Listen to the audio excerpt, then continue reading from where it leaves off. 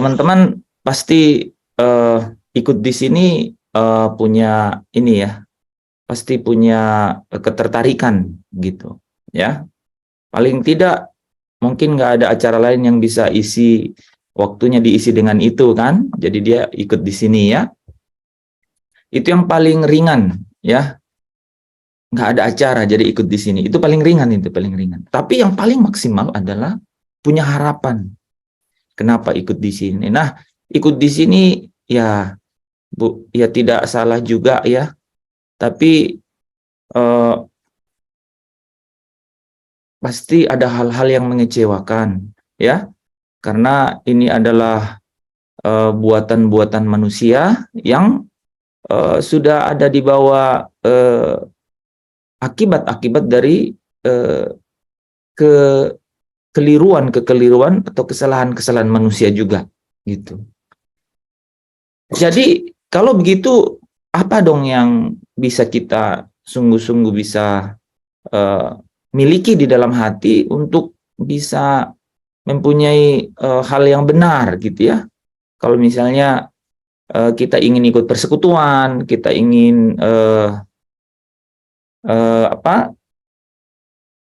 beribadah gitu ya. Hal apa yang paling bisa membuat kita bersikap benar gitu, bersikap benar. Nah, pasti Bapak Ibu punya harapan ya. Harapan-harapan pada saat mengikuti kegiatan-kegiatan gitu ya. Aktivitas-aktivitas yang kita lewati setiap hari, kita punya tujuan di balik semua itu kan. Gitu ya. Ada yang dengan rela kita lakukan, ada juga yang setengah karena kewajiban gitu ya. Tapi terlepas dari itu kita melakukannya karena kewajiban atau ada juga yang terpaksa atau benar-benar dengan suka rela, jadi bukan hanya rela melakukan tapi sudah rela dia suka, jadi itu suka rela. Biasanya orang yang suka rela itu tanpa pamrih gitu ya. Apapun itu kegiatannya atau motif atau niatnya saudara, pasti kita punya harapan di baliknya ya.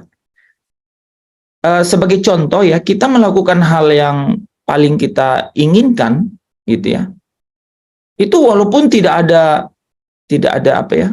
Tidak ada imbalan jasa gitu atau hadiah mungkin begitu. Kita tetap melakukan karena kita suka. Ya. Dan kita rela lakukan karena kita suka. Nah, itu perlu dicari kan. Kenapa sampai orang bisa suka rela melakukan sesuatu?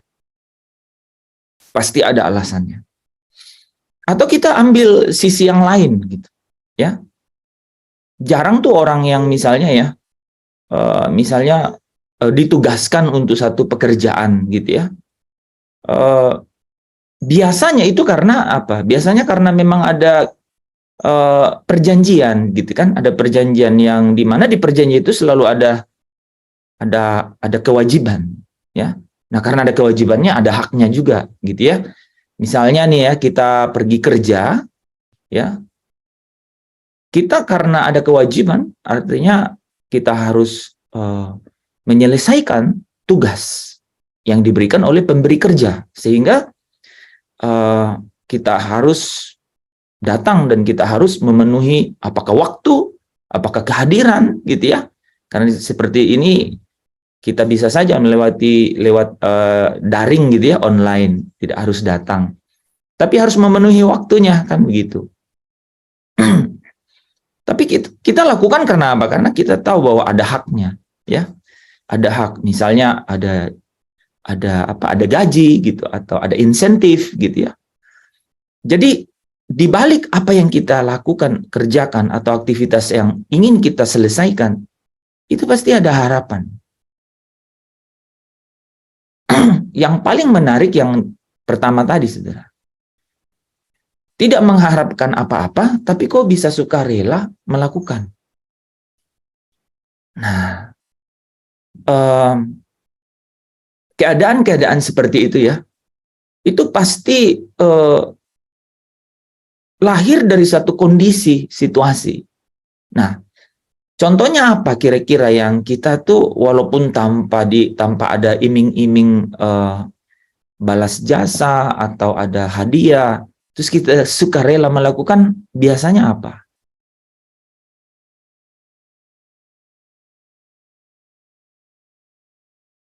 Biasanya apa, saudara? Biasanya menolong, Pak. Nolong orang yang kesusahan, tetangga nggak ada makanan, kasih Hmm. kasih beli makan, beli beras. Yang Jadi, contoh gampang aja itu.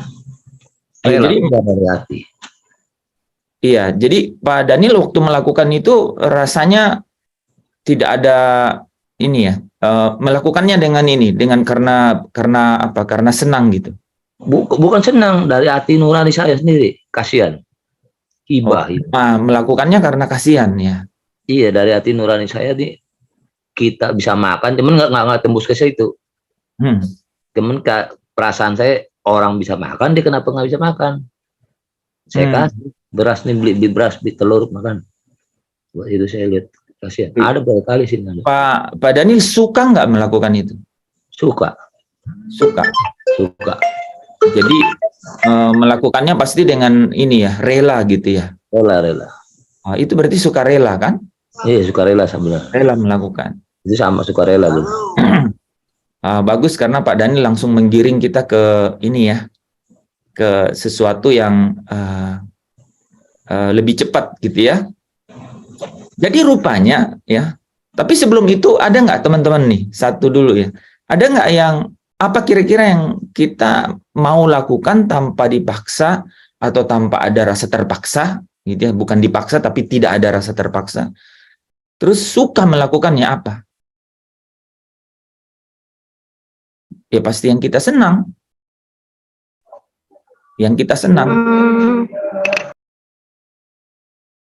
apa yang kita biasanya senang? Ya misalnya hobi gitu, ya kan? Ya kita senang aja karena itu hobi kita. Tapi saudara lihat nggak ada contoh hobi itu dengan yang dijelaskan oleh Pak Daniel tadi? Di baliknya itu ada sesuatu. Kenapa saudara senang melakukan hobi?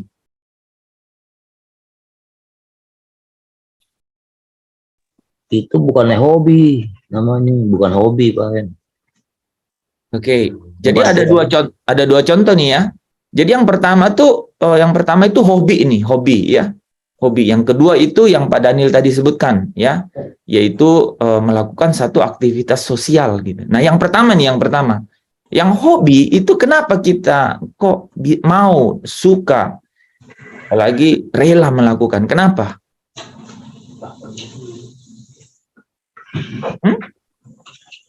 Siapa yang punya hobi? Saya punya hobi. Nah, pasti punya hobi. Ada punya kepuasan tersendiri.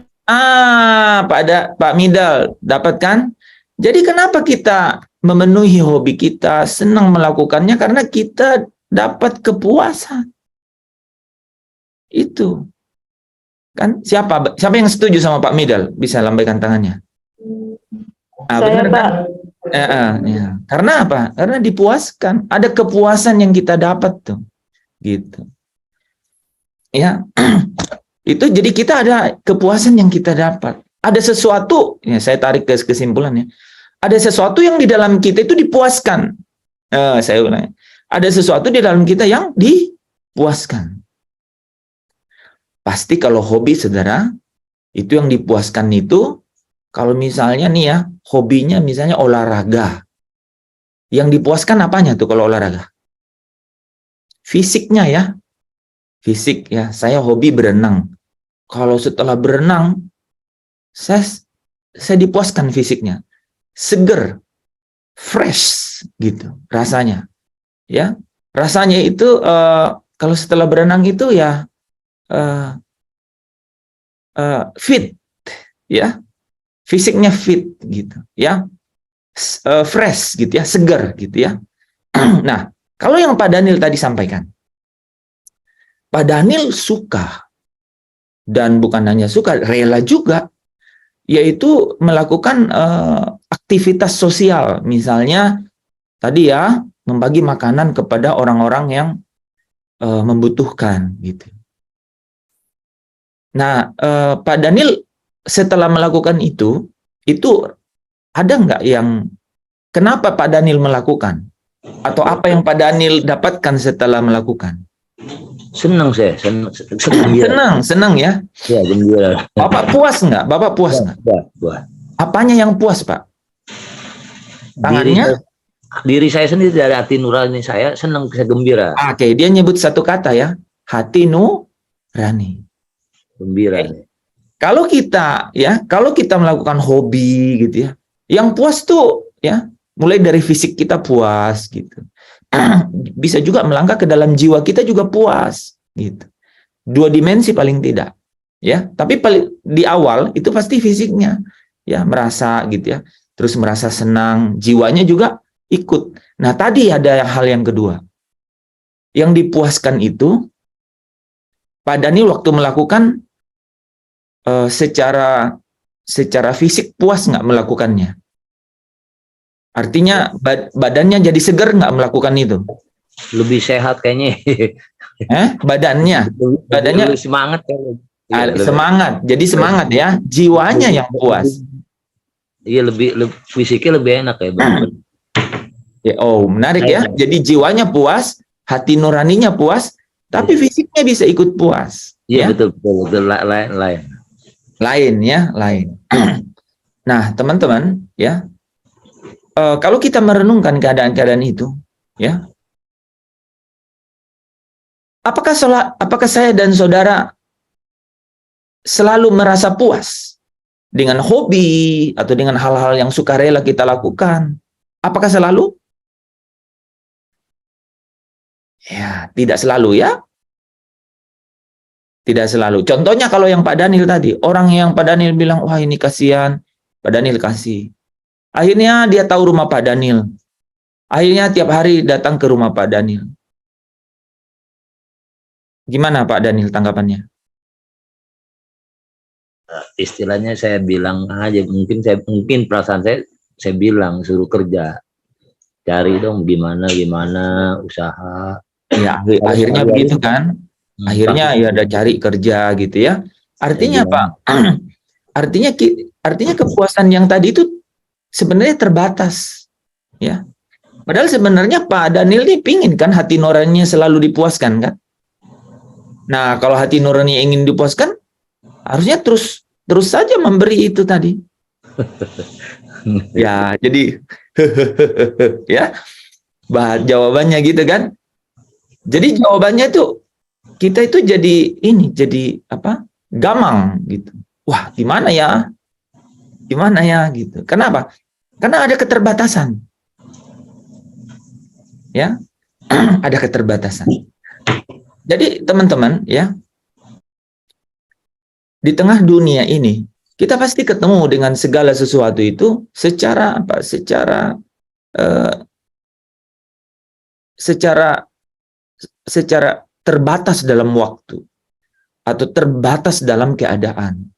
Kita bisa menjadi suka, kita bisa menjadi senang, kita bisa dipuaskan, tapi terbatas. Ya.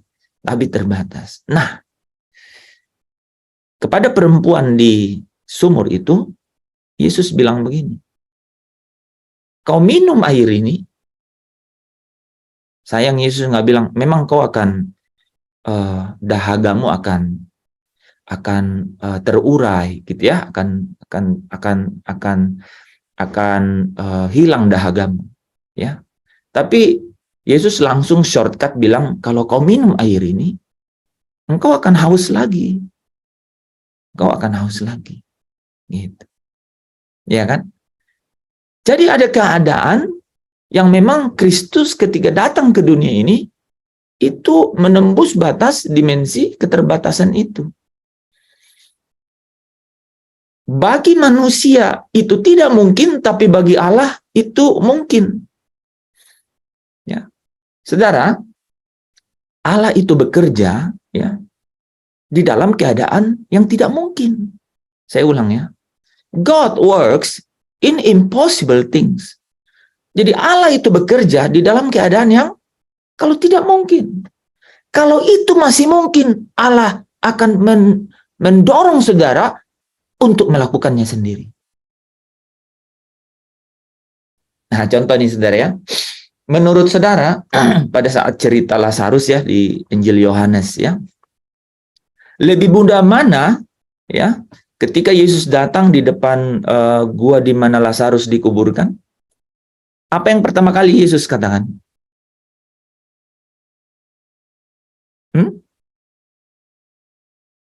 Ada yang ingat? Kok nggak tahu? Apa yang Lazarus pertama kali katakan? Apa yang pertama kali Yesus katakan? Pindahkan apa? Batu itu. Setelah itu dia berkata, Lazarus, keluarlah. Ya kan? Nah, saya tanya teman-teman, mudah mana ya geser batu atau bilang Lazarus keluar? Bilang Harus Lazarus keluar. Ya. Tapi kenapa pekerjaan yang lebih berat itu disuruh manusia yang kerjakan? Kan Yesus juga bilang, batu minggir, Lazarus keluar, selesai. Tapi Tuhan bekerja di mana saudara tidak Tuhan tidak bekerja di mana kita bisa bekerja. Tapi Tuhan bekerja di mana saudara tidak bisa lagi bekerja. Tuhan bekerja di area yang tidak mungkin saudara kerjakan. Tapi Tuhan akan meminta saudara bekerja di mana Tuhan tahu saudara masih bisa bekerja. Pelajaran yang kita bisa ambil dari sini saudara itu adalah bahwa Yesus tahu bahwa tidak mungkin wanita ini menemukan air yang tidak membuat dia haus lagi. Nggak mungkin.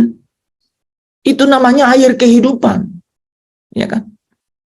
Jadi dia suruh wanita ini, dari akulah engkau harus mendapatkan itu. Supaya engkau tidak haus lagi. Malam hari ini, saudara, kita semua di sini berkumpul bukan karena kita semua warga negara Indonesia. Kita semua berkumpul di sini karena apa? Karena kita adalah orang yang percaya kepada satu Tuhan. Karena kita adalah orang-orang yang disebut anak-anak Allah. Orang yang percaya kepada Kristus, mereka disebut anak-anak Allah. Tentu saja sebagai anak-anak Allah, saudara, menurut saudara, apa yang kira-kira saudara harapkan? Karena saudara anak-anak Allah. Coba, apa yang saudara harapkan karena kita ini adalah anak-anak Allah?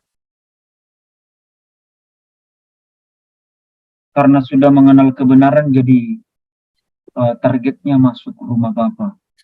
Oke, Pak Lepri, dia jadi anak-anak Allah, harapannya adalah going to my father house, pulang ke rumah Bapa. Ada yang lain? Supaya hidup kudus, kita supaya hidup kudus. Pak Daniel, karena Pak Daniel ini anak-anak Allah, harapannya apa? Bapak pingin apa? Pingin dapat apa? Kepengennya apa karena anak-anak Allah? Jadi kesayangannya Bapak. Nah, jadi kalau Bu Esther, harapannya dia ketika anak-anak dia jadi anak Allah adalah selalu disayang, selalu dikasihi, selalu dipeluk, dia selalu ada. Nah, Bapak Ibu Saudara yang dikasihi Tuhan, saudara ingat Roma pasal 8 ya.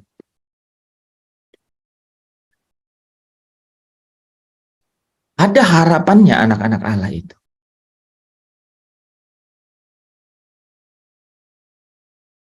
Ada pengharapan di balik kita menjadi anak-anak Allah. Pengharapan yang sungguh-sungguh adalah sesuatu yang memuaskan. Karena begini nih saudara, saya tanya dulu ya, kira-kira nih saudara ya, kalau segala sesuatunya seperti yang saudara lihat di dunia ini, dengan juga melihat orang-orang lain sebagai anak-anak Allah, kira-kira hidup kita bisa terpuaskan nggak di dunia ini? Kira-kira bisa terpuaskan nggak di dunia ini? Sebagai anak-anak Allah. Tidak kali, tidak. Kan cuma jawab iya atau tidak. Tidak, tidak. Tidak ya, Pak Daniel bilang tidak. Tidak mungkin terpuaskan. Yang setuju sama Pak Daniel, boleh tangan saja yang ngomong. Ya, cuman beberapa orang. Ya. Jadi Pak Daniel bilang bahwa tidak mungkin terpuaskan sebagai anak-anak Allah di tengah dunia ini. Firman Tuhan juga berbicara yang sama.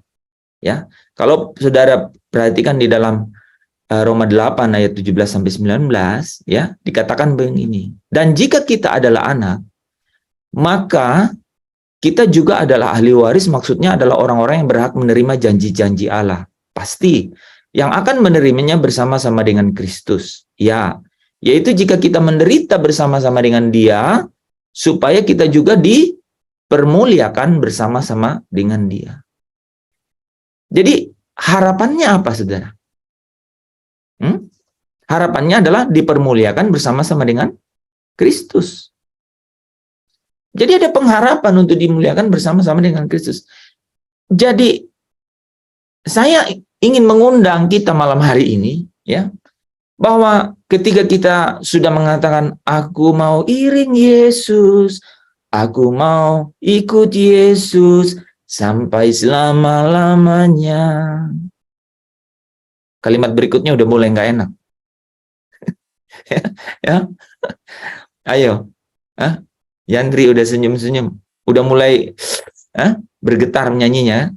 Meskipun saya susah, betul. Yang oke angkat tangan. Menderita dalam dunia. Tapi ada sukacita nggak nyanyinya? Ada? Amin ya, ada sukacita. Iya. Pasti karena Roh Kudus yang membawa saya dan saudara bisa mengalami itu sehingga bisa sukacita, ya. Jadi meskipun saya susah, menderita dalam dunia, aku mau iring Yesus sampai selama-lamanya. Saudara, saudara harus jadikan itu menjadi spiritual relaxing. Bisa merelaksasikan rohani saudara. Harus benar-benar menyatu, blended dengan itu. Ya, harus benar-benar blended atau menyatu dengan itu. Bahwa ketika kita katakan, aku mau iring Yesus, aku mau ikut Yesus. Meskipun susah, menderita, ya, tetap aku mau iring Yesus. Ya. Nah, pengharapan kita di balik sukacita itu adalah bahwa satu hari nanti saya dan saudara akan dipermuliakan bersama dengan Yesus yang engkau iring dan Yesus yang engkau ikuti. Harus sejelas itu. Harus seterang itu. Harus sekuat itu di dalam batin kita, gitu. Jadi tidak mungkin kita melakukan apalagi dengan sukacita, dengan senang, kalau kita tidak mengharapkan satu kepuasan. Dari sana saya berangkat tuh. Pasti ada keinginan untuk dipuaskan. Apakah itu mata, telinga, fisik, apakah itu jiwa, pikiran, dan perasaan, ataukah hati kita, gitu. Pasti itu. Nah, sebagai anak-anak Allah, saudara, yaitu orang-orang yang percaya, itu orang-orang yang ikut iring Yesus, meskipun susah dan menderita, maka pasti saudara punya pengharapan di balik sukacita itu. Dan itu harus saudara dengan tegas, dengan jelas mengetahuinya dan menyatu blended dengan itu, bahwa I'm going to be glorified. Saya akan dipermuliakan bersama dengan Kristus. One day in a time. Satu hari nanti, sekali untuk selama-lamanya. Itu yang Roma pasal 8 catat. Dan di ayat 18 bilang begini, saudara. Sebab aku yakin bahwa meskipun saya susah, ya, menderita dalam dunia. Zaman sekarang ini penderitaan itu tidak dapat dibandingkan. Dalam bahasa aslinya, saudara, ya, tidak layak untuk dibandingkan. Ya, dengan kemuliaan yang akan dinyatakan kepada kita, yaitu kemuliaan bersama-sama dengan Kristus. Nah, Bapak Ibu pasti ingin tahu kan kalau ada yang bilang, tahu nggak? Ada diskon 80 plus 20. Itu masih ada harganya, saudara, nggak ditambah ya, 80 tambah 20 100. Ada diskon 80 plus 20. Di mana? Pinggir pantai. Pantai mana? Saudara pasti ingin tahu dan ingin kemudian lihat, ya. Seeing is believing kan katanya, ya. Kalau lihat baru percaya. Tapi kepada Thomas dibilang, bersukacitalah yang tidak melihat namun percaya. Jadi nggak laku tuh diskon. Ya, nah, jadi saudara, pada saat kita katakan bahwa akan dimuliakan bersama dengan Kristus, saudara harus dibawa pada satu apa? Pada satu kodrat ilahi, ya, atau natur ilahi yang bisa merasakan keadaan itu.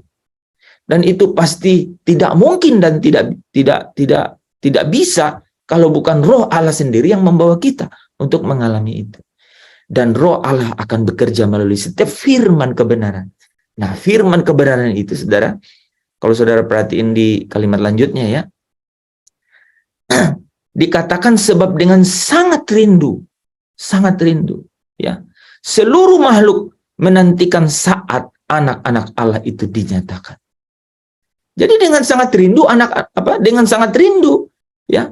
Jadi kita, saudara sekalipun bisa nyanyi itu tadi, ya, meskipun saya susah menderita dalam dunia, di balik itu yang saudara angan-angankan adalah satu keadaan di mana akan dipermuliakan, nanti ketemu dan bersama-sama selama-lamanya dengan Kristus tanpa batas waktu.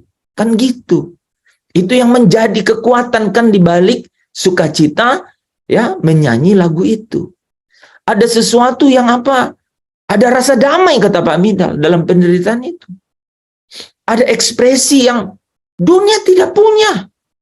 Dunia tidak dapat berikan karena dunia tidak punya. Gitu.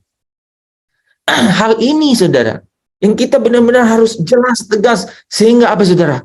Ketika pencobaan itu datang, ketika keadaan-keadaan ini tidak seperti yang fisik mata kita ingin lihat, kita sungguh-sungguh dapat tetap fokus kepada apa?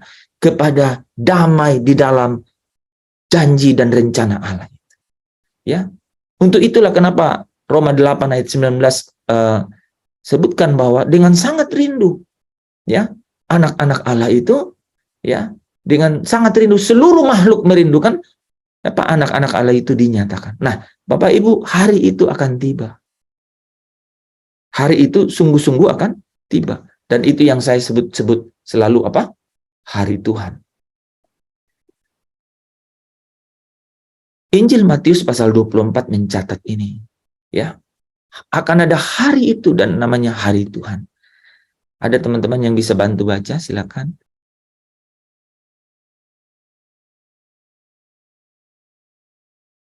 Matius 24 ayat 21 sampai 22. Sebab pada masa itu akan terjadi siksaan yang dahsyat seperti yang belum pernah terjadi sejak awal dunia sampai sekarang dan yang tidak akan terjadi lagi. Dan sekiranya waktunya tidak dipersingkat, maka dari segala yang hidup tidak akan ada yang selamat, akan tetapi oleh karena orang-orang pilihan, waktu itu akan dipersingkat. Wow, luar biasa ya. Anak-anak Allah itu disebut di sini sebagai orang-orang pilihan, ya. Dan ada alasan di balik itu, karena ya orang-orang pilihan waktu itu akan dipersingkat, katanya saudara. Ya. Nah, Bapak Ibu Saudara yang dikasihi Tuhan, ya. Di sini ada kata yang saya highlights, siksaan yang dahsyat. Saudara bisa kaitkan dengan narasi penjelasan berikutnya kan, bahwa memang siksaan yang dahsyat ini sungguh luar biasa, ya. Dikatakan belum pernah terjadi.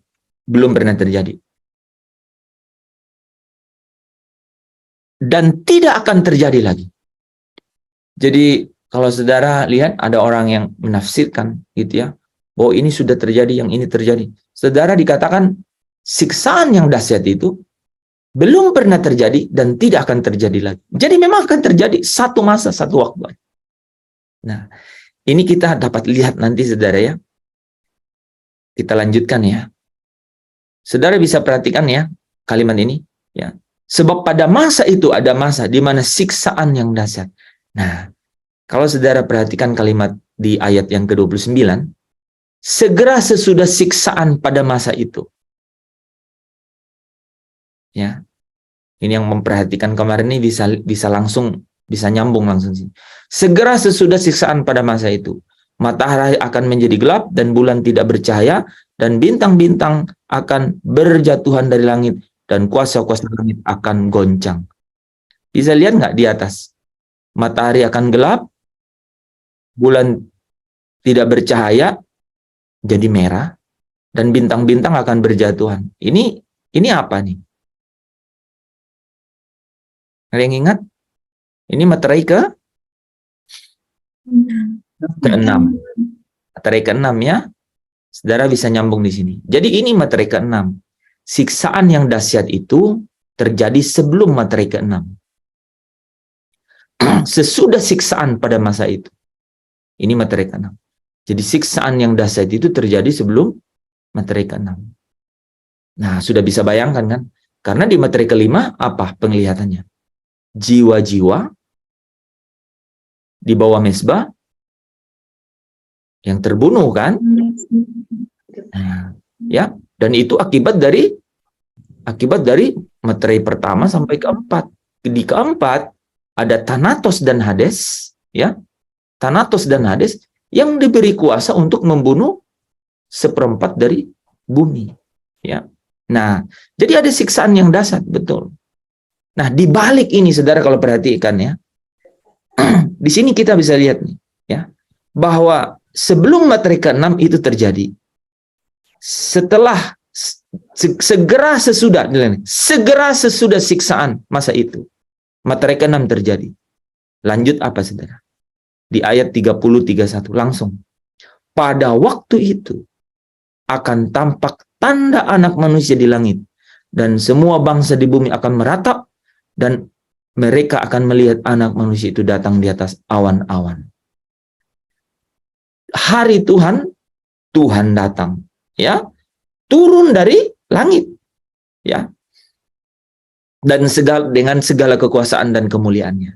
Nah, saudara lihat ada kata kemuliaan, ya, anak manusia datang di atas kemuliaannya. Tadi pengharapan anak-anak Allah itu apa? Dimuliakan pada saat Kristus menyatakan diri dalam kemuliaannya, ya, ya saudara ya. Dan ia akan menyuruh keluar malaikat-malaikatnya dan meniup sangkakala. Saudara lihat kata sangkakala. Jadi ini materai ke-6. Materai ke-6 itu artinya sudah mau masuk ke materai ke-7. Dan materai ke-7 itu bicara sangkakala, ya. Jadi di antara materai ke-6, saudara, pada saat mau masuk ke materai ke-7, ya, which is itu adalah sangkakala, ini anak manusia datang di atas awan-awan. Ya. dengan meniup sangkakala dan dahsyat bunyinya, dan mereka akan mengumpulkan orang-orang pilihan. Nah, saudara kalau ingat 2 Tesalonika 4 ya. Ayat 16 dan 17 ya. Dari keempat penjuru bumi dan dari ujung langit yang satu ke ujung langit yang lain. Nah, Bapak Ibu Saudara yang dikasihi Tuhan, orang-orang pilihan ini, yang tadi kita sebut di sini adalah anak-anak Allah yang memiliki kerinduan untuk dipuaskan, ya, dipuaskan, yaitu dimuliakan bersama dengan Kristus, di mana pada saat Anak Manusia datang di atas kemuliaannya, dia akan mengumpulkan orang-orang pilihannya. 2 hari kemarin kita sudah bahas siapakah mereka itu. Mereka itu adalah mereka yang dimeteraikan. Mereka itu adalah suatu kumpulan besar orang banyak. Jadi Bapak Ibu Saudara yang dikasihi Tuhan, kalau kita berkata nih, meskipun saya susah, ya, tapi saudara kenapa bisa bersuka cita di balik susah? Kalau tadi hobi dilakukan karena senang, tadi Pak Daniel melakukan aktivitas sosial karena hatinya senang. Ini orang dibilang susah, menderita, kok bisa ada senangnya? Kenapa? Karena ada pengharapan di balik itu. Dan pengharapan itu dikatakan apa? Mengenai kemuliaan. Untuk dimuliakan bersama-sama dengan Kristus. Dan saudara, untuk bisa bertahan mengiring Yesus dalam keadaan seperti itu, saudara harus punya fantasi ilahi, ya, harus bisa dipenuhi oleh kebenaran untuk bisa sanggup mengatakan bahwa meskipun saya susah. Kenapa saudara bisa berani? Tadi pada Pak Midal bilang ada damai di dalam penderitaan. Di mana itu? Bagaimana menjelaskan itu? Hanya di dalam Kristus itu bisa dijelaskan. Ya, karena Efesus 2 ayat 14 katakan, Kristuslah damai sejahtera kita. Karena di dalam Kristus itu pasti bicara mengenai dipanggil untuk menderita. Tetapi di dalam penderitaan itu ada damai sejahtera. Kenapa begitu? Karena ada pengharapan di balik itu. Kebenaran yang memerintah, saudara ya. Kebenaran yang tinggal dengan seluruh kekayaannya di dalam diri saya dan saudara, itu yang akan bisa membawa saya dan saudara berkata, saya menikmati damai. Damai sejahtera itu memerintah di hati saya. Gitu.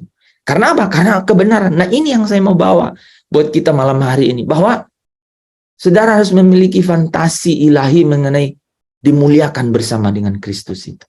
Bahwa ada orang-orang yang dimeteraikan di sana. Bahwa ada orang-orang, kumpulan orang yang tak terhitung banyaknya. Kumpulan besar orang banyak, ya, yang tidak dapat terhitung banyaknya. Harus menikmati, harus memiliki satu, saya selalu menyebut satu fantasi ilahi, saudara, untuk bisa dapat berkata, meskipun saya susah, harus memiliki kekuatan firman dengan seluruh kekayaannya yang dapat membuat saya dan saudara bisa berkata begitu. Malam hari ini, biarlah dengan pimpinan Roh Kudus, saya dan saudara bisa dibimbing masuk ke dalam pengalaman kebenaran ini ya. Nah, Bapak Ibu, kita kan sudah belajar mengenai Wahyu pasal 7 ayat 4 sampai 8 ya. Bahwa ada orang-orang yang dimeteraikan. Kita akan bahas pengalaman ini, saudara ya. Kebenaran ini sampai ayat yang ke-17. Malam hari ini kita selesaikan, saudara. Saya berdoa supaya Roh Kudus bekerja dan Roh Kudus menuntun saya dan saudara dapat menangkap ya rhema dari setiap firman ini ya. Jadi ada yang dimeteraikan saudaranya. Wahyu 7 ayat 4 sampai 8 berkata, dan aku mendengar jumlah mereka dimeteraikan itu. Kita sudah bahas minggu lalu. Satu simbolik 144.000 orang ya. Satu kesempurnaan yang mutlak dengan jumlah orang yang banyak. Ada gambaran idealnya ya di pasal 7 ayat 4 sampai 8. Tetapi di ayat 9 itu adalah satu gambaran aktual yang berbicara kumpulan orang banyak yang tak terhitung banyaknya. Kita sudah bahas ini ya. Jadi walaupun ada kemungkinan menafsirkan bahwa semua suku keturunan Israel yang dimaksudkan ini secara harafiah, tapi apa saudara? Tapi kita melihat bahwa ada Yesus yang kemudian menyatukan ya perseteruan atau tembok pemisah itu ya, disalib di dalam satu manusia baru, yaitu Kristus Yesus. Kita sudah bahas ya minggu lalu ini bahwa semua orang percaya adalah menjadi satu di dalam Yesus Kristus. Kita baca ayatnya kembali lagi ya. Itulah satu umat. Jadi satu umat yang dimaksudkan di sini ya. Sebab tidak ada perbedaan antara orang Yahudi dan Yunani, karena Allah yang satu itu adalah Tuhan dari semua orang, kaya bagi semua yang berseru kepadanya ya. Tidak ada orang Yahudi atau Yunani ya. Katanya karena apa?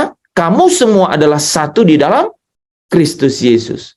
Dan inilah rancangan damai sejahtera itu, yaitu apa? Kristuslah damai sejahtera kita itu. Ya, dialah yang mempersatukan kedua pihak, Yahudi dan Yunani. Ya, dikatakan di sini orang yang dekat dan orang yang jauh. Yang menarik saudara, menciptakan keduanya menjadi satu manusia baru di dalam dirinya. Ya. Dan dengan itu menarik ini mengadakan damai sejahtera. Ya. Nah, Bapak Ibu Saudara yang dikasihi Tuhan, ya. Ini adalah satu harmoni. Ini adalah kesatuan, ini adalah keunggulan dari satu umat itu, Saudara ya. Dan kalau kita lihat Saudara ya, kata semua suku keturunan Israel di sini, akhirnya kita bisa mengerti bahwa ini sebenarnya punya korelasi atau berasosiasi dengan satu bangsa. Ya, bacaan hari ini adalah apa? Bangsa yang kudus. Ya, satu kerajaan. Ya, jadi di atas kedua belas suku Israel menjadi akar atau menjadi dasar. Ya, yang di atasnya dibangun satu bangunan rumah Allah, ya, yang disempurnakan, ya, dan itu yang disebut keluarga Allah yang tidak bisa dipisah karena Kristus sudah menyatukan dalam dirinya menjadi satu kerajaan, ya. Nah, Paulus menyebutkan di Roma 11 ayat 17 ya. Coba kita lihat ya. Ada cabang asli dan tunas liar, Saudara, ya. Ini juga memberikan kita gambaran ya bahwa Kristus menyatukan di dalam dirinya, ya. Karena itu apabila beberapa cabang telah dipatahkan, Saudara ingat ada cabang yang telah dipatahkan, ya, ada Dan, ada Efraim, ya. Dan kamu sebagai tunas liar telah dicangkokkan. Kamu tunas liar, kamu Yunani, ya, dicangkokkan, ya, di antaranya dan turut mendapat bagian dalam akar pokok zaitun itu yang penuh getah. Janganlah kamu bermegah terhadap cabang-cabang itu. Jikalau kamu bermegah, ingatlah bahwa bukan kamu yang menopang akar itu, ya, melainkan akar itu yang menopang kamu. Jadi saudara, ya, kemarin kita bacakan Israel jadi anak. Ke-12 suku Israel itu menjadi pokok, jadi akar, jadi dasar. Di atasnya, ya, Allah membangun satu keluarga, yaitu satu kerajaan, ya. Nah, lanjutnya, mungkin kamu akan berkata, ada cabang-cabang yang dipatahkan supaya aku dicangkokkan di antaranya sebagai tunas. Baiklah, mereka dipatahkan karena ketidakpercayaan mereka. Dan kamu tegak tercacak karena iman. Karena iman. Makanya kamu dibenarkan karena iman. Janganlah kamu sombong, tetapi takutlah. Sebab kalau Allah tidak menyayangkan cabang-cabang asli, yaitu suku Israel, Ia juga tidak akan menyayangkan kamu. Sebab itu perhatikanlah kemurahan Allah dan juga kekerasannya, ya, yaitu kekerasan atas orang-orang yang telah jatuh, tetapi atas kamu kemurahannya, yaitu jika kamu tetap dalam kemurahannya. Jika tidak, kamu pun akan dipotong juga. Saudara, satu umat yang sudah disatukan di dalam Kristus, ya, yang diperdamaikan di dalam Kristus, hidup berdampingan antara cabang yang asli dan cabang yang liar.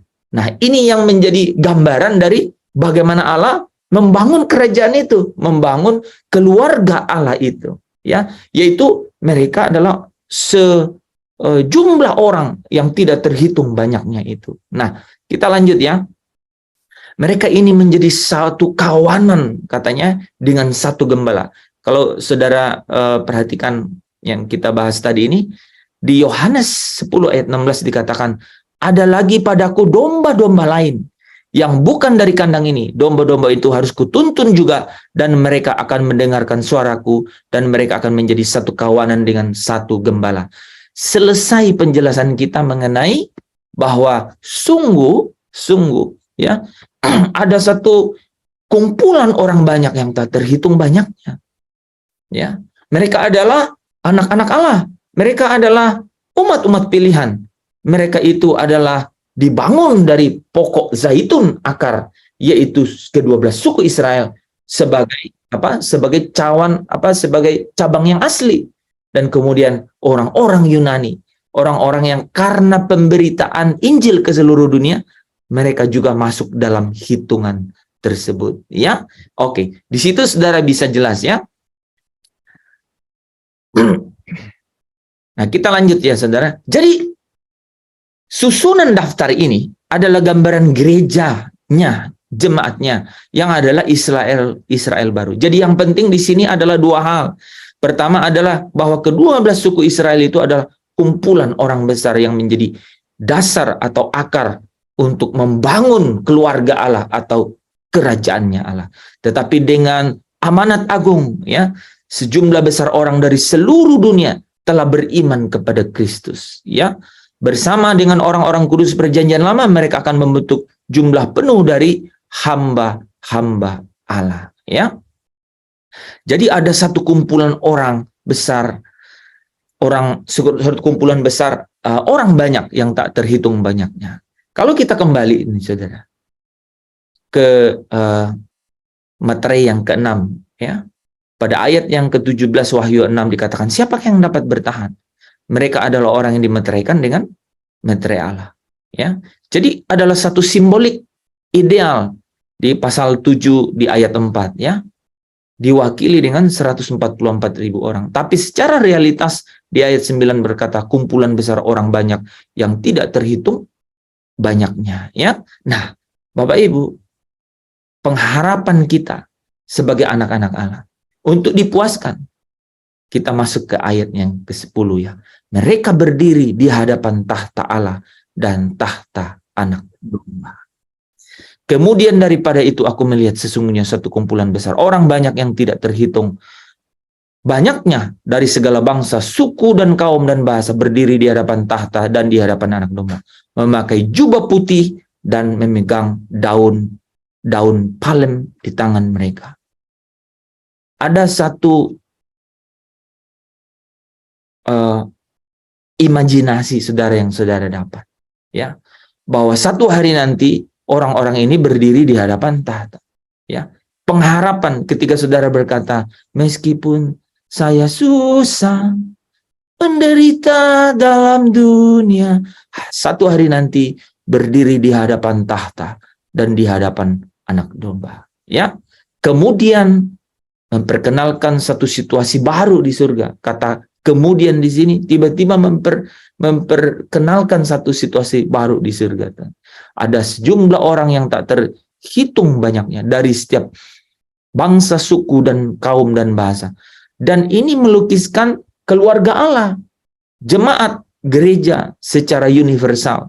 Seperti Matius 24 ayat 14 katakan, dan Injil kerajaan ini akan diberitakan ke seluruh dunia menjadi kesaksian bagi semua bangsa. Sesudah itu barulah tiba kesudahannya. Jadi ada banyak orang yang tak terhitung banyaknya berdiri di hadapan tahta. Bapak Ibu, mereka memakai jubah putih. Jubah putih dan memegang daun palem.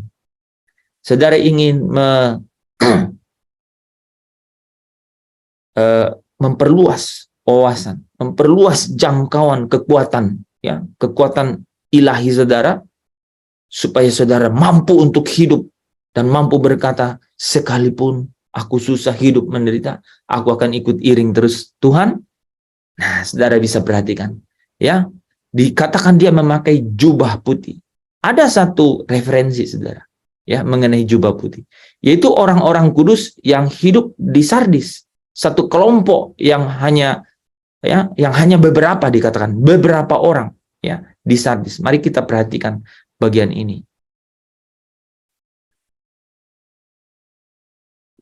Di Sardis ada orang-orang yang tidak mencemarkan pakaiannya, dikatakan, ya.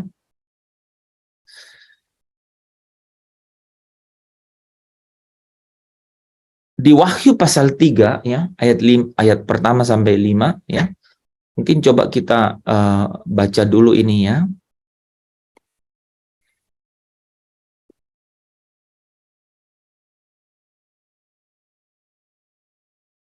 Nah, ada yang bisa bantu baca? Silakan.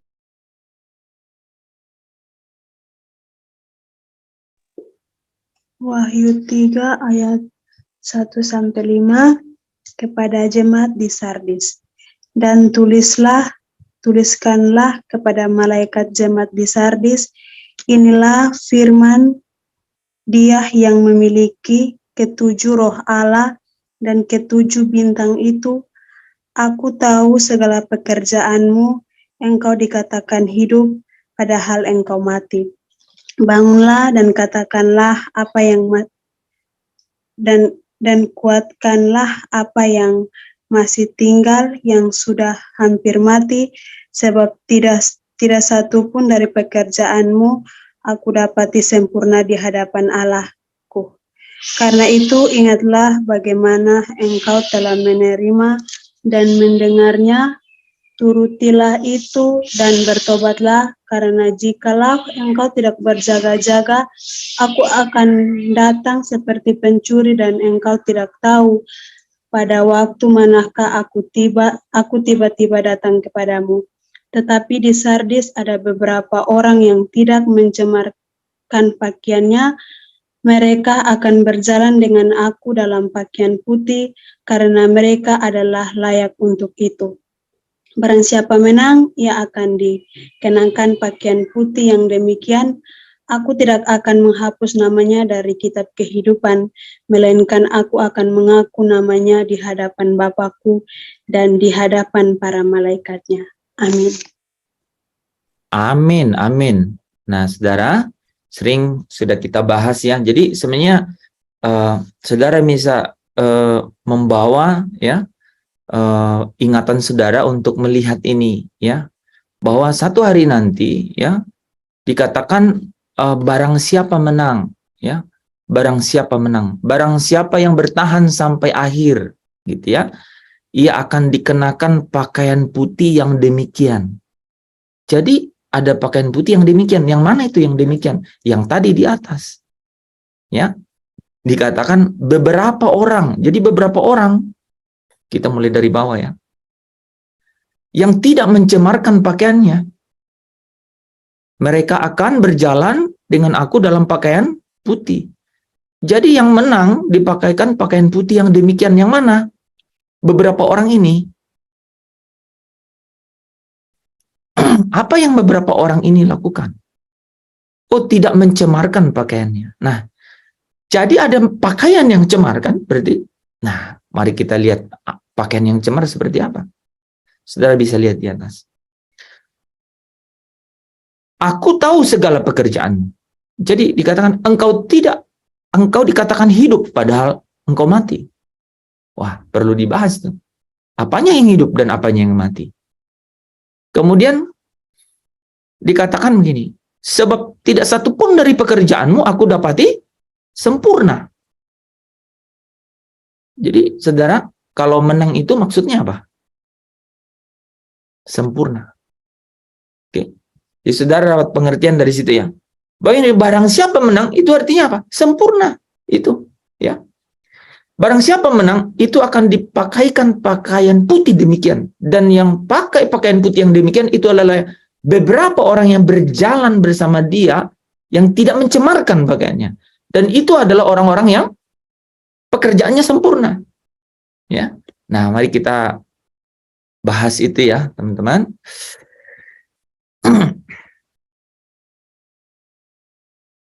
Nah, Sardis itu kota makmur. Perdagangan dan pertaniannya bagus. Ada di tempat tinggi dan perbatasannya itu terjal. Sehingga saudara bisa bayangkan, sulit untuk didekati musuh. Jadi aman, makmur. Hal itu membuat gaya hidup mereka itu mendamaikan mereka dengan dunia. Jadi mereka nyaman, tetapi mengakibatkan kematian rohani dalam pandangan Allah.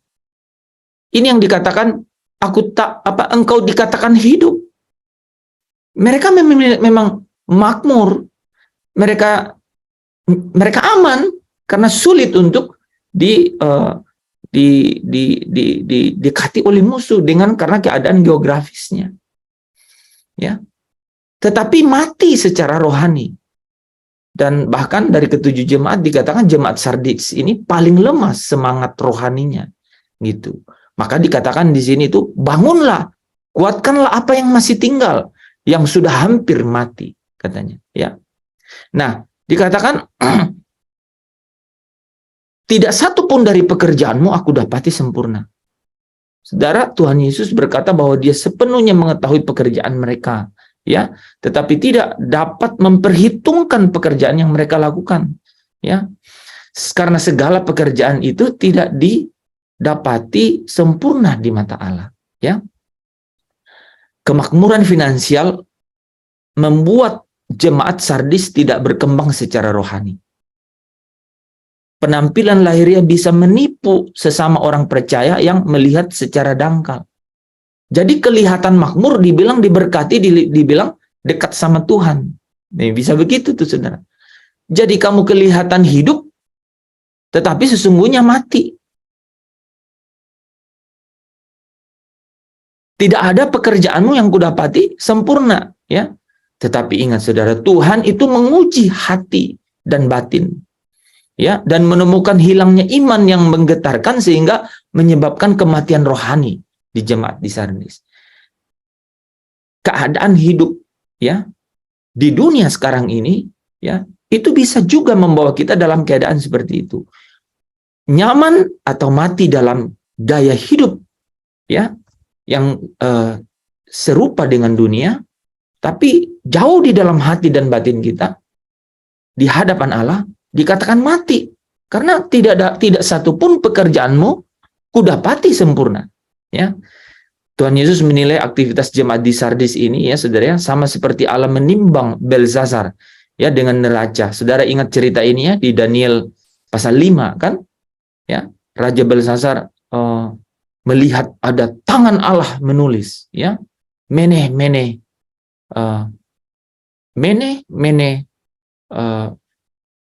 saya lupa ya kata berikutnya itu ya. Di Daniel 5 pasal 27. Tekel. Mene tekel. Tekel itu saudara, ya, tekel itu dia bilang tidak kudapati sedikit pun dia katakan pekerjaanmu terlalu ringan, ya. Jadi neraca dan mendapatinya terlalu ringan, ya. Pekerjaannya terlalu ringan. Artinya tidak ada yang sempurna di mata Allah, ya. Ini keadaan jemaat di Sardis yang mencemarkan pakaiannya, ya, yang mencemarkan pakaiannya. yaitu mereka secara dunia hidup seolah-olah aman dan nyaman, gitu ya. Tapi di hadapan Allah timbangannya ringan, gitu. Terlalu ringan, kan? Tidak sempurna didapati. Tuhan Yesus mau apapun yang kita kerjakan, kita lakukan dengan iman dan dengan segenap hati seperti untuk Tuhan, supaya iman kita itu menjadi sempurna, pekerjaan kita itu menjadi sempurna. Saudara pasti ingatkan bahwa satu hari nanti pekerjaan masing-masing orang akan diuji, ya, akan diuji. 1 Korintus pasal 3, ya, akan diuji. Satu hari nanti pekerjaan masing-masing orang akan diuji. Nah, tetapi saudara, kita dapati bahwa ada beberapa orang yang setia di Sardis, yang tidak mencemarkan pakaiannya. Jadi saudara bisa dari sekarang berpikir, ya, berpakaian putih, ya, berjubah putih. Artinya karena pakaiannya tidak cemar, gitu, ya, karena pakaiannya tidak cemar. Cemar dengan apa? Berarti sebelumnya putih dong, ya. Kenapa bisa dikatakan sebelumnya putih? Karena dia pasti, karena jemaat. Jemaat itu pasti dia sudah mencuci jubahnya putih. Oleh apa? Oleh darah anak domba. Dosanya diampuni, dosanya dihapuskan, sudah menjadi putih. Tetapi putih bisa tercemar. Gimana tercemar putihnya?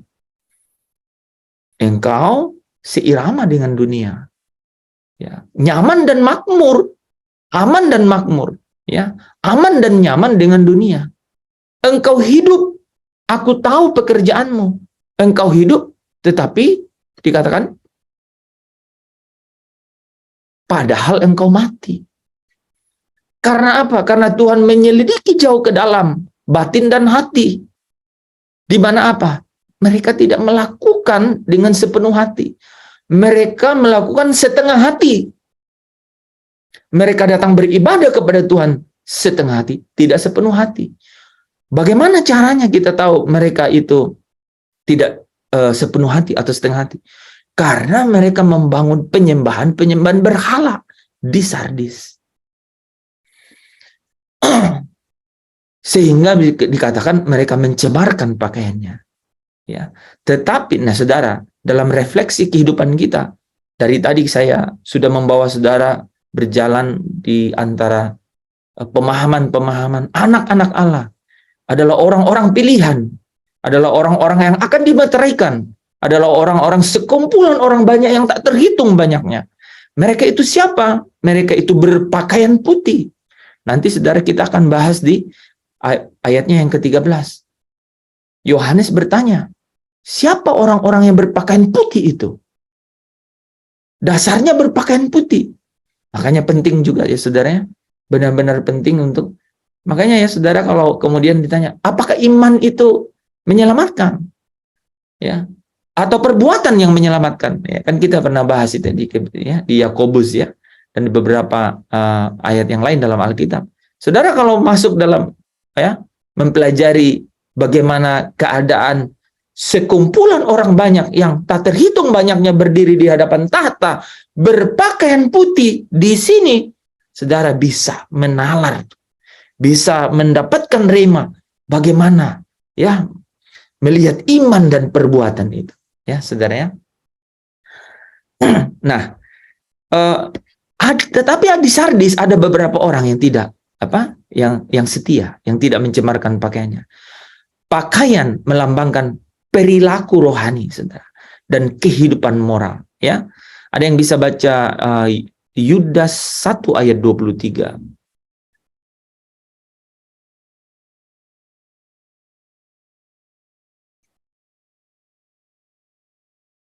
Yudas 1 ayat 23 nih saudara, ya. Selamatkanlah mereka dengan jalan merampas mereka dari api. Wah, ini ayat ini menarik juga, ya. Selamatkanlah mereka dengan jalan merampas mereka dari api. Tetapi tunjukkanlah belas kasihan yang disertai ketakutan kepada orang-orang lain juga, dan bencilah pakaian mereka yang mencemarkan dengan keinginan-keinginan dosa. Jadi kita bisa mencemarkan pakaian dengan keinginan-keinginan yang timbul, yaitu keinginan-keinginan dosa. Simbolik, saudara, tapi konsisten bahwa kita tidak bisa mencemarkan diri. Kita harus menjaga hidup kudus dan hidup suci. Untuk bisa, untuk apa? Bukan untuk dapat pakaian putih, enggak. Karena pakaian putih, saudara pasti dikenakan pakaian putih. Dan saudara jadi putih karena apa? Karena mencuci dengan darah anak domba. Bukan dengan perbuatan, bukan dengan kelakuan, bukan karena asal kita, bukan karena Tuhan melihat kita, tapi karena Kristus, karena darah Yesus sendiri. Tapi pakaian putih itu bisa tercemar, saudara. Di Sardis, ya, ada orang-orang yang tidak mencemarkan pakaiannya itu, ya, yaitu menjaga perilakunya, ya. Mereka tidak ternoda oleh percabulan dan penyembahan berhala. Mereka memegang Injil dan melakukannya. Nah, para hamba-hamba Tuhan ini, saudara, berjalan dengan Tuhan dalam pakaian putih, dikatakan tadi, ya, yang menyatakan kemurnian dan kesucian, ya. Pakaian putih ini adalah tudung yang Tuhan berikan sebagai jubah kebenaran. Ya, di dalam Yesaya 61 ayat yang ke-10, ya. Aku bersukaria di dalam Tuhan, jiwaku bersorak-sorai di dalam Allahku, sebab Ia mengenakan pakaian keselamatan kepadaku dan menyelubungi aku dengan jubah kebenaran. Saudara bisa menarik di sini, ya. Ada pakaian keselamatan dan jubah kebenaran, saudara, ya. Pakaian keselamatan itu pasti kita dikenakan pakaian keselamatan, ya.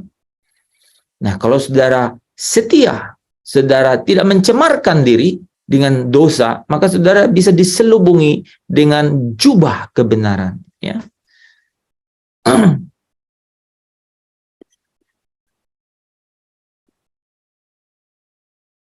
Barang siapa menang, ya, barang siapa menang. Itu artinya apa? Sampai akhir, ya. Artinya orang-orang yang bertekun sampai akhir akan selamat dan beroleh kemenangan dalam Kristus. Ya, Matius 24 ayat 13, ya. Barang siapa bertahan sampai kesudahannya, selamat, ya. Jadi frasa dikenakan pakaian putih yang demikian, artinya Allah sendirilah yang akan mengenakan pakaian putih sebagai upah dari kemenangan dalam mengiring Tuhan, ya. Pakaian itu adalah perbuatan benar orang-orang kudus, ya. Pakaian putih menyatakan kemurnian sehingga orang-orang kudus yang diberi pakaian putih ini juga layak di hadapan Allah. Jadi mereka berdiri di hadapan Allah, layak di hadapan Allah, saudara. Nah, itulah yang kita bisa pelajari dari mereka, kumpulan besar orang yang tidak terhitung banyaknya ini, yaitu orang-orang pilihan yang memakai jubah putih, ya. Juga kita tahu kan di Meterai kelima kemarin, ya, jiwa-jiwa yang berada di bawah mezbah itu diberi jubah putih. Wahyu 19 ayat 8, dan kepadanya dikaruniakan supaya memakai kain lenan halus yang berkilau-kilau dan yang putih bersih. Lenan halus itu artinya perbuatan-perbuatan yang benar dari orang-orang kudus, ya. Nah, di sini kita melihat adegan di surga, di tahta Allah, tahta anak domba. Orang-orang kudus berjubah putih memegang daun palem sebagai tanda kemenangan.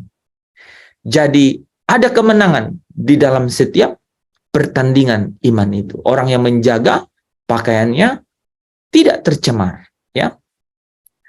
Nah, mereka ini melakukan apa, saudara, di surga? Nah, ini yang sering di arti kehadiran Tuhan, ya. Nah, saudara tahu nggak, orang-orang kudus ini memuji Tuhan, ya. Satu bahasa, kekacauan Babel, ya, telah berakhir dan orang-orang kudus memakai satu bahasa. Mereka bersorak kegirangan dan memuji ya Tuhan, ya, dengan berkata, keselamatan bagi Allah kami yang duduk di atas tahta dan bagi anak domba.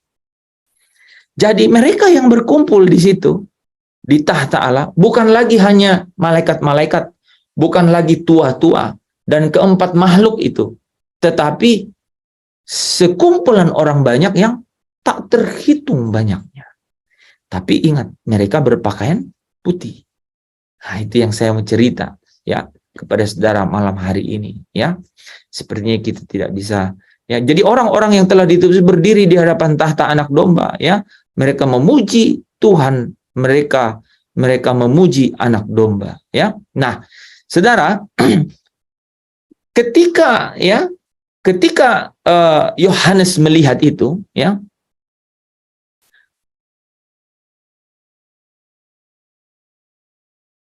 tiba-tiba ada seorang dari antara tua-tua itu berkata kepada Yohanes, "Siapakah mereka yang memakai jubah putih itu? Dan dari manakah mereka datang?"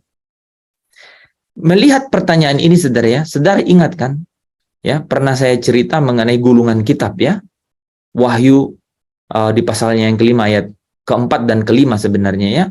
Di mana seorang tua-tua itu berbicara kepada Yohanes supaya ia jangan menangis karena singa dari Yehuda, yaitu tunas Daud telah menang. Bagus kalau kita baca ya ayat itu, saudara. Ya. Jadi ini untuk membawa kita lebih dalam lagi mengerti. Karena apa? Karena Yohanes bertanya, siapakah orang-orang yang berpakaian putih itu? Ya. Kita baca di Wahyu pasal 5 ya. Cerita ini nih, saudara ya. Saat itu ya, Yohanes menangis, maka menangislah aku dengan amat sedih. Karena tidak ada seorang pun yang dianggap layak untuk membuka gulungan kitab itu ataupun melihat sebelah dalamnya. Kenapa Yohanes menangis?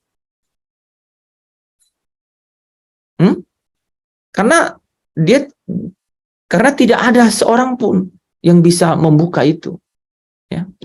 Lalu berkatalah seorang dari tua-tua itu kepadaku, jangan engkau menangis, sesungguhnya singa dari suku Yehuda.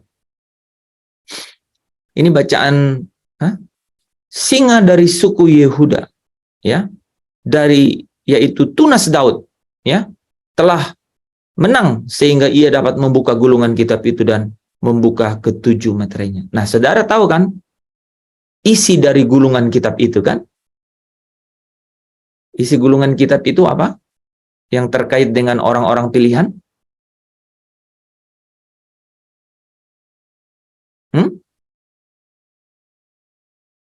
Penebusan kan? Penebusan orang-orang pilihan. Ya. Kegenapan dari penebusan orang-orang pilihan, yaitu apa? Mereka dimuliakan bersama-sama dengan Kristus. Kalau tidak ada yang dapat buka gulungan kitab itu yang membuat Yohanes menangis. Ya. Tetapi kemudian tua-tua itu menjawab bahwa ada dari suku Yehuda. Sama dengan cerita di sini, ya.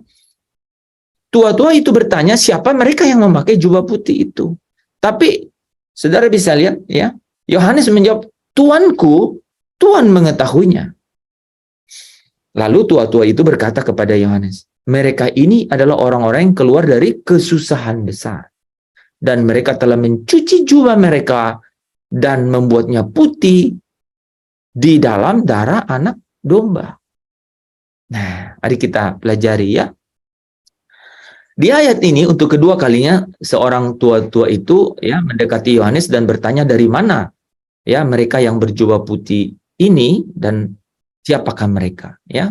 Hal ini bukan disebabkan karena tua-tua itu tidak mengetahuinya, akan tetapi apa? Tua-tua ini ingin mengajarkan suatu fakta kepada Yohanes ya.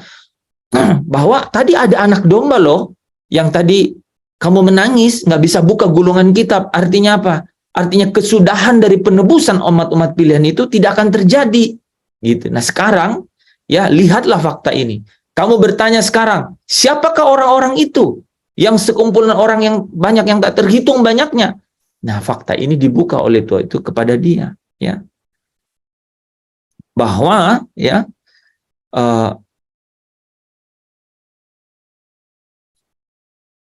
Allah menggenapi janjinya. Ya. Singa dari Yehuda itu benar-benar telah menggenapi janji-janji keselamatan yang sudah dinubuatkan oleh para nabi di dalam perjanjian lama. Dan tua-tua itu mewakili warga sorga. Mereka mau supaya Yohanes melihat penggenapan janji itu. Ya, bahwa sungguh ya yang membuka gulungan kitab itu ada. Ya, Dan itulah anak domba, dan mereka yang berdiri ini mencuci jubahnya itu dengan menjadi putih dengan darah anak domba. Ya, siapakah mereka ini dan dari manakah? Mereka adalah orang-orang yang telah keluar dari kesusahan besar, dikatakan. Ya, nah saudara ingat waktu kita tadi membaca Matius pasal 13. Matius pasal 24 ya. Matius 24 tadi ya. Ayat berapa tadi? 20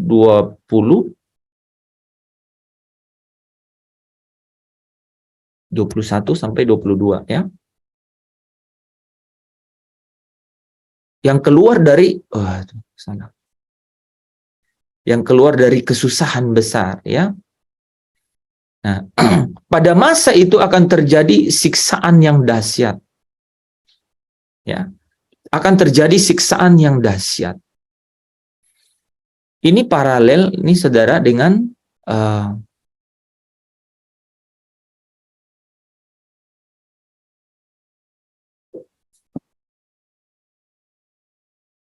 paralel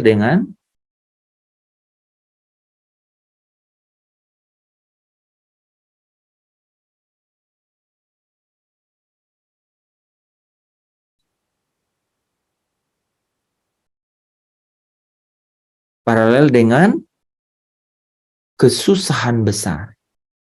Ya. Ya, di sini ada akan terjadi siksaan yang dahsyat. Ya.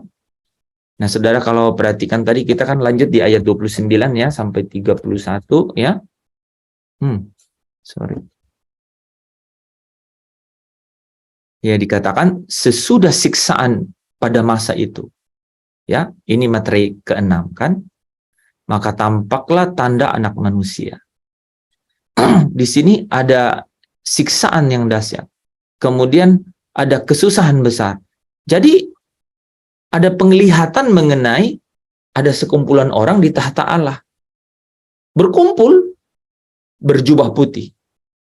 Siapa mereka itu? Mereka yang sudah keluar dari kesusahan besar. Dari siksaan yang dahsyat. Ya. Artinya apa, saudara?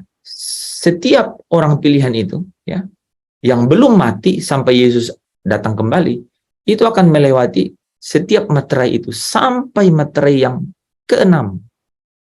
Ya. Sampai materai yang ke-6.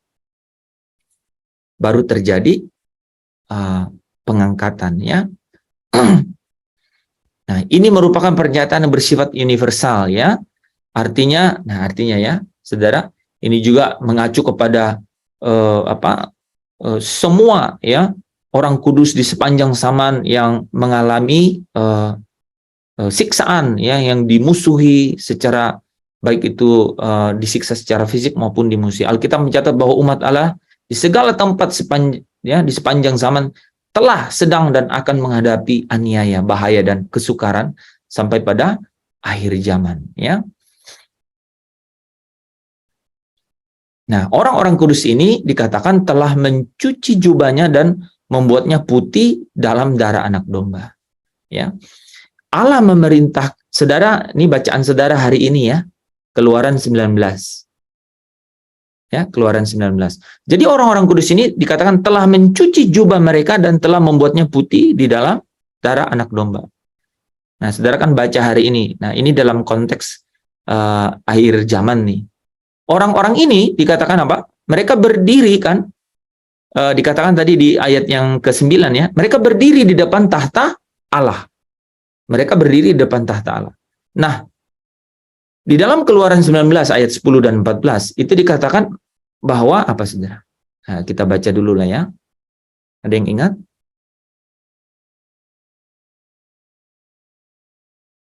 Ini saudara ya. Berfirmanlah Tuhan kepada Musa, pergilah kepada bangsa itu, suruhlah mereka menguduskan diri pada hari ini dan besok, dan mereka harus mencuci pakaiannya. Oke.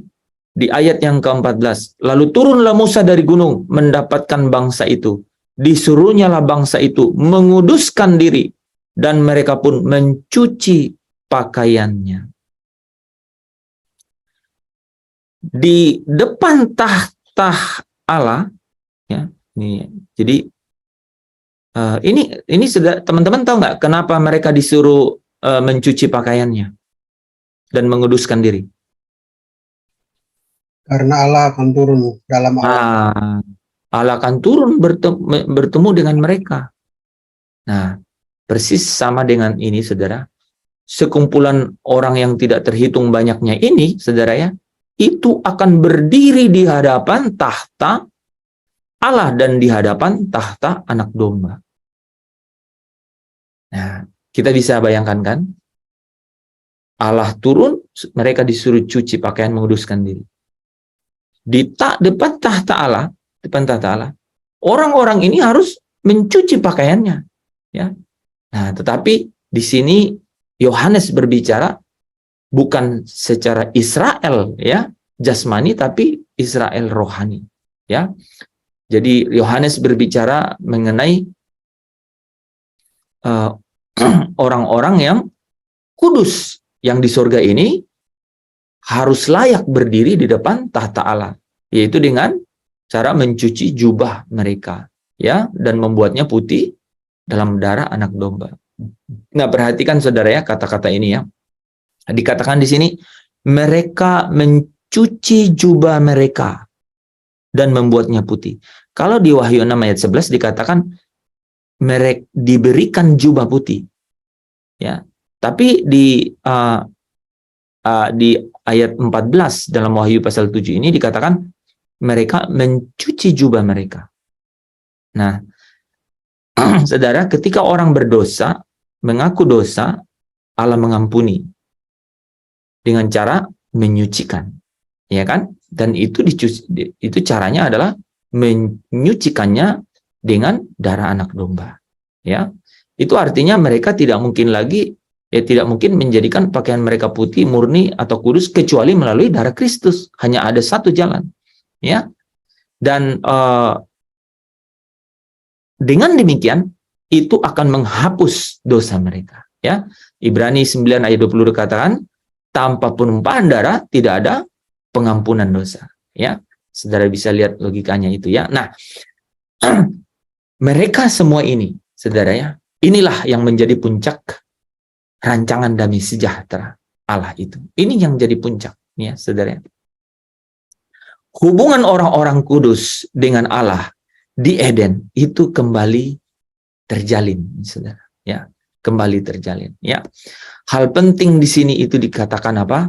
Akan berlangsung selama-lamanya di hadirat Allah. Ya, akan berlangsung selama-lamanya di hadirat. Dikatakan karena itu mereka berdiri di hadapan tahta Allah dan melayani Dia siang malam di bait sucinya. Siang malam selama-lamanya. 1 Tesalonika 4 ayat 17, ya. Dan kita akan bersama-sama dengan Tuhan selama-lamanya. Ya. Cerita ini, ya, saudara, kebenaran ini memberikan kekuatan yang lebih dalam lagi kepada saudara untuk bisa lihat bahwa kemuliaan yang akan saudara, ya, terima itu tidak ada bandingannya dengan penderitaan zaman sekarang ini, ya kan? Di sana dikatakan ada kata bait suci. Kata bait suci di sini itu bukan bangunan, ya, tapi apa, saudara? Di mana Allah berdiam, ya. Bahkan di Wahyu 21 ayat 22, ya. Yerusalem baru itu dikatakan tidak ada lagi, ya. Tidak ada lagi bait suci karena Allah dan Anak Domba itu adalah bait sucinya. Bagaimana menjelaskannya? Karena Yerusalem baru itu diliputi oleh hadirat Allah dan Anak Domba, sehingga Yerusalem baru itu sendiri adalah ya ruang maha kudus, ya juga bait suci, gitu. Sehingga boleh dikatakan bahwa mereka ini berdiri di hadapan tahta Allah, yaitu di dalam Yerusalem baru, ya. Nah, dikatakan dan Ia yang duduk di tahta itu akan membentangkan kemahnya di atas mereka. Ya, mereka tidak akan menderita lapar dan dahaga lagi, dan matahari atau panas terik tidak akan menimpa mereka lagi. Membentangkan kemahnya di atas mereka. Ini adalah janji ilahi bahwa Allah akan menjamin perlindungan untuk umatnya, ya. menyatakan bahwa Allah selalu hadir di mana mereka ada, di mana mereka ada, di situ juga ada Allah. Allah ada dan mereka akan melihat wajahnya, ya. Ini yang dinubuatkan kepada kepada nabi-nabi dalam perjanjian lama, saudara, ya. Bahwa satu hari nanti, ini harinya, inilah keadaannya, saudara, ya. Saudara bisa melihat kebenaran ini bahwa sungguh-sungguh itu akan terjadi. Nah, mari kita lihat ya beberapa ayat di sini yang menurut saya menarik untuk kita baca, ya.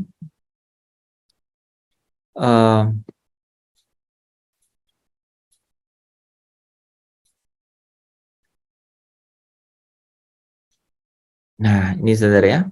Imamat 26 ayat 11 sampai 12 katakan, aku akan menempatkan kemah suciku. Itu nubuatan tuh. Di tengah-tengahmu, dan hatiku tidak akan muak melihat kamu. Tetapi aku akan hadir di tengah-tengahmu, dan aku akan menjadi Allahmu, dan kamu akan menjadi umatku. Yehezkiel 37 ayat 26 sampai 27. Aku akan mengadakan perjanjian damai dengan mereka, dan itu akan menjadi perjanjian yang kekal dengan mereka.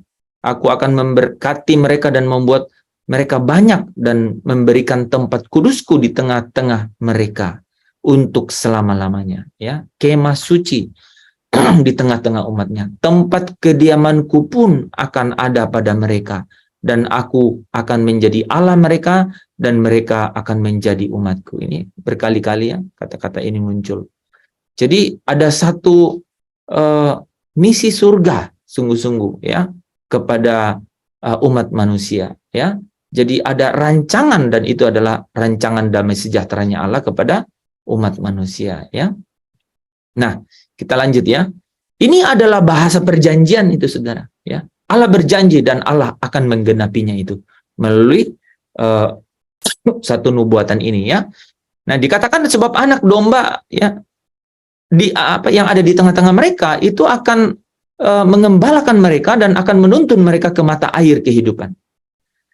Sampai kita di bagian akhir, ya, saudara, ya. Dari mana saya tadi memulai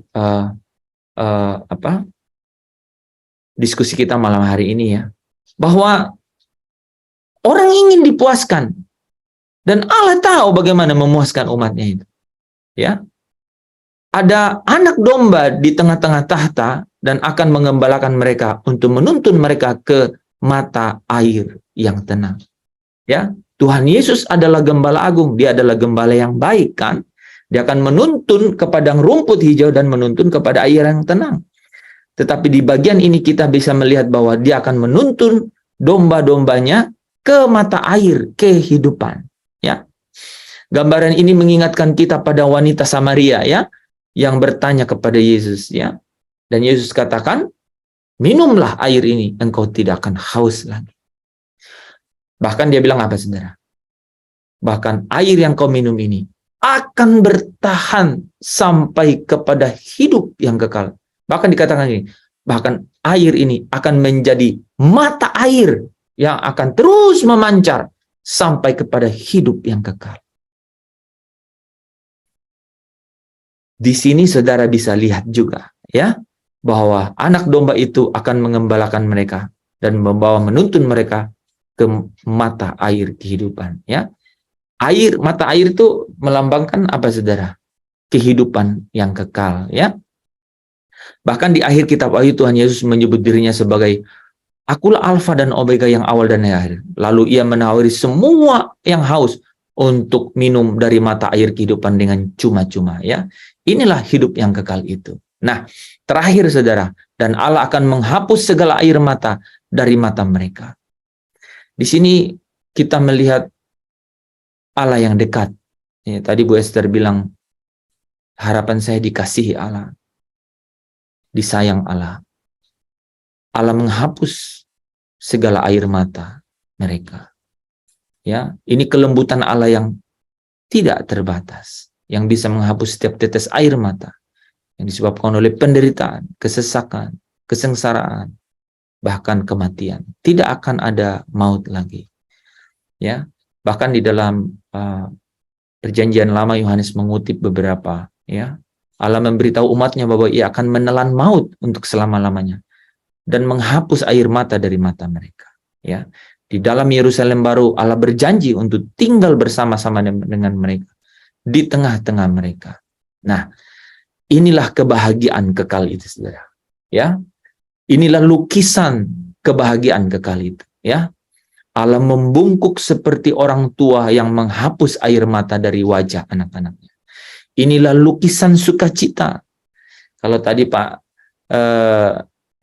Daniel bilang, dia bersukacita melakukannya. Ini lukisan sukacita yang tidak terbatas. Ketika orang-orang yang tadi mengiringi Yesus mengalami kebebasan dari semua dosa-dosa, belenggu dosa hidup mereka, dan menerima keselamatan yang penuh. Ini yang dikatakan di Filipi 3 ya. 2 Petrus 3 ya, ayat yang ke 11 atau 12 ya, kamu akan menerima hak penuh untuk masuk dalam kerajaan Bapa. Ini sukacita menerima keselamatan penuh di dalam kerajaannya.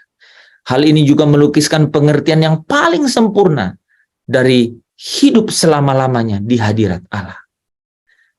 Kalau kita membayangkan bagaimana hidup selama-lamanya di hadirat Allah, di sini siang malam melayani di bait sucinya. Ya, inilah puncak dari rancangan damai sejahtera itu. Ketika saya dan saudara dilengkapi, disempurnakan sukacitamu, di dalam itulah sukacita yang sempurna itu mendapatkan kebahagiaan, dan itu kekal selama-lamanya. Ya, Allah di tengah-tengah mereka. Anak domba membawa mereka untuk menikmati air dari mata air kehidupan dengan cuma-cuma. Terpujilah Kristus. Semoga setiap firman itu dapat membangkitkan gairah hidup saudara untuk dapat sungguh-sungguh menerima bahwa kemuliaan itu yang akan dinyatakan satu kelak nanti, itu tidak layak dibandingkan dengan penderitaan sekarang ini.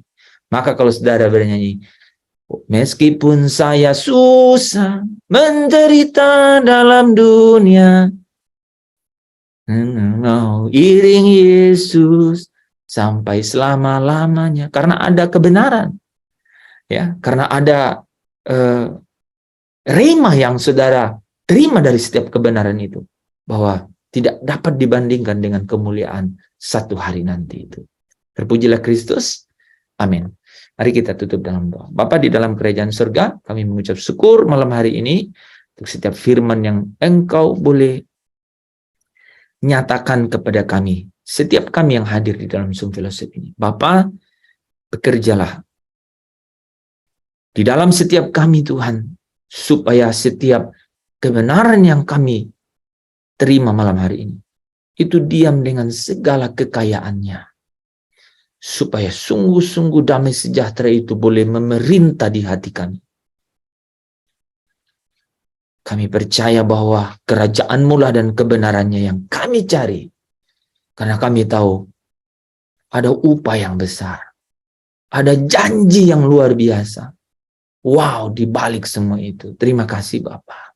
Ke dalam tangan-Mu kami serahkan waktu, semua hal di depan kami. Karena kami tahu bahwa Engkaulah pengendali dan pemilik kehidupan ini. Terima kasih Bapa, di dalam nama Yesus kami mengucap syukur dan berdoa. Haleluya. Amin. Amin. Amin. Amin. Terima kasih. Ya, sorry teman-teman, agak agak panjang karena harus selesai terlalu